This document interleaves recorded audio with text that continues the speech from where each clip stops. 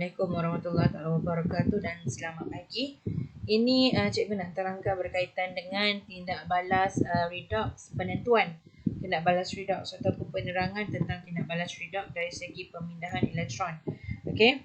So pertama sekali untuk menjawab soalan ni kita kena ingat semula macam mana kita nak tentukan tindak balas redox. Okay, penentuan tindak balas redox melalui pemindahan elektron. Okay, so tindak balas redox kita tahu ada satu pengoksidaan, satu lagi adalah penurunan. Okay, pengoksidaan dia akan lepaskan elektron. Dia akan lepaskan elektron. Penurunan dia akan menerima elektron. Okay, so kita kena ingat yang ni dulu.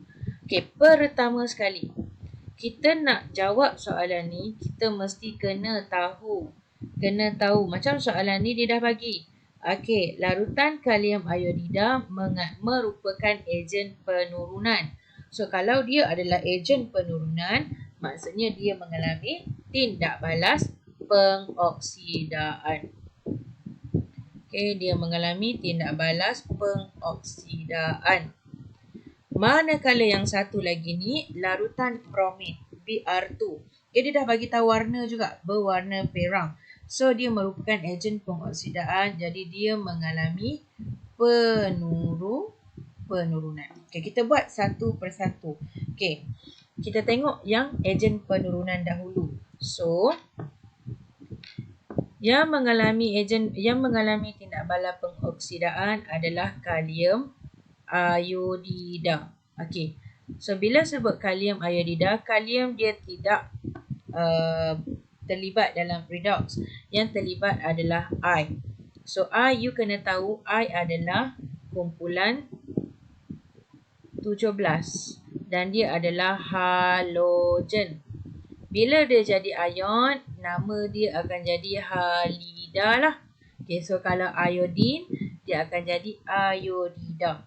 Dan dia tak boleh duduk seorang-seorang. Dia adalah dalam bentuk molekul. Okay, molekul atom. So, maksudnya dalam kisah ini dia I2.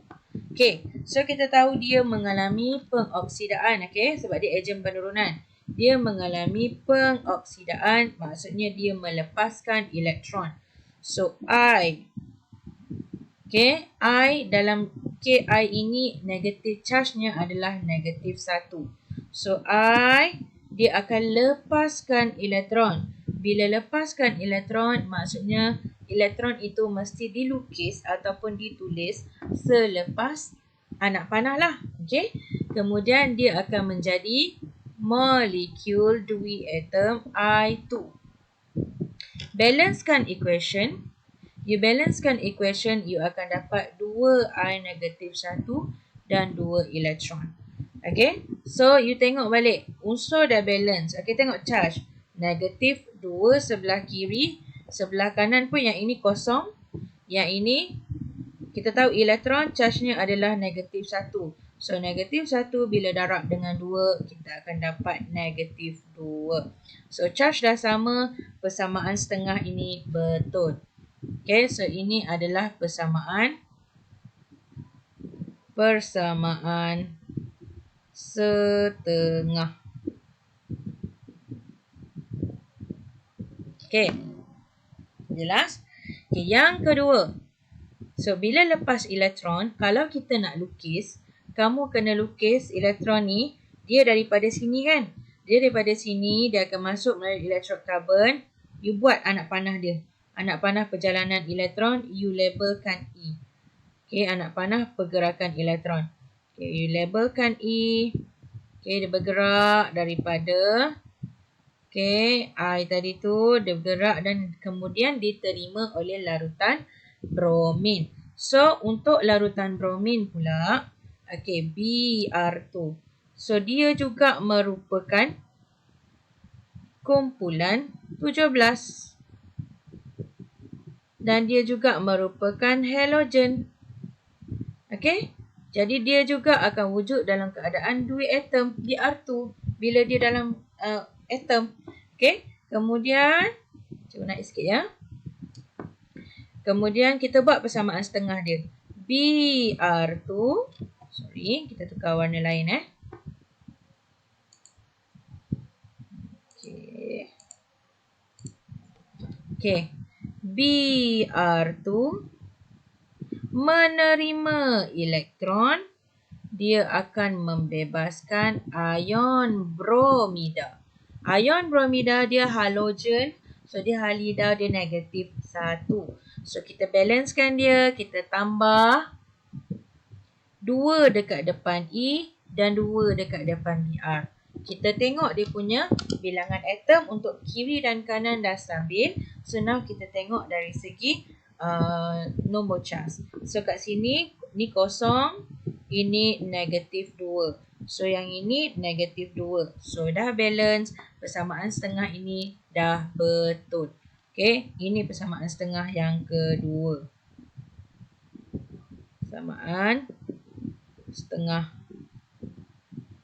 Okay, ini persamaan setengah. Okay, jelas kan? Dalam persamaan setengah dah dapat. Okay, so kita dah dapat persamaan setengah, Okay, sekarang ni cikgu nak ajar macam mana nak buat persamaan ion. Okay, cikgu turun bawah sikit. Kita tengok persamaan ion. Okay, yang tadi Ki tadi tu. Okay, dia punya persamaan ion dia adalah I negatif. Salin je terus. Salin je. Okay. Dengan 2 elektron. Yang tadi pula larutan bromin tadi. Br2 tambah 2 elektron. Menghasilkan 2 Br negatif. Untuk membuat persamaan ion, maksudnya kita gabung setengah tadi, gabung dengan setengah yang satu lagi. Penurunan setengah, pengoksidaan setengah, kita gabungkan jadi satu. Itu maksudnya persamaan ion. Nak buat persamaan ion, you kena pastikan pertama, nombor elektron dia mesti sama. Okay, so kalau kita tengok dekat sini, nombor elektron dia 2, nombor elektron dia 2, kiri dan kanan. Kalau duduk atas duduk kanan, bawah duduk kanan juga, maksudnya you punya persamaan setengah salah. Dia mesti kiri dan kanan. Okay, jadi dah dapat sama, kita pun potong. Kita potong. Okay, nak buat persamaan ion. Okay, kita pun buatlah garis. Okay, nak salin balik. Salin balik. Sebelum anak panah, you salin je. 2 I negatif tambah. Okay, ada lagi tak? Tak ada. Jadi kita tambah dengan yang bawah ni. Sama setengah yang bawah. Br2. Ada lagi tak? Tak ada. Jadi anak panah, hasil dia I2 tambah dengan 2 Br negatif. So, inilah dia punya persamaan ion. Okay, jelas? Okay, now. Okay, nanti you tengok balik daripada atas. Mana yang tak faham boleh tanya cikgu. Okay, so untuk pemerhatian. Kalau you tengok sini pemerhatian, dia dah bagi tahu larutan kalium iodida adalah tidak berwarna. So bila dia dah menjadi ion, dia dah jadi daripada ion dia menjadi molekul. Warna iodin adalah warna perang. So dia punya perubahan warna adalah daripada tidak berwarna kepada perang. Larutan berubah daripada tidak berwarna menjadi perang. Kalau untuk larutan bromin pula, larutan perang bromin berubah menjadi larutan tidak berwarna. Okey, itu sahaja daripada cikgu. Terima kasih.